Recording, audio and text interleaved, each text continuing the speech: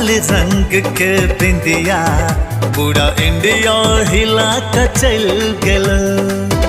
अच्छा सेबा तोहर लाल रंग के बिंदिया पूरा इंडिया हिला के चल गेल। रूप सुंदर तोहर गढ़ल छ, रूप सुंदर तोहर गढ़ल छ, चार चांद लगा के चल गेल। हमर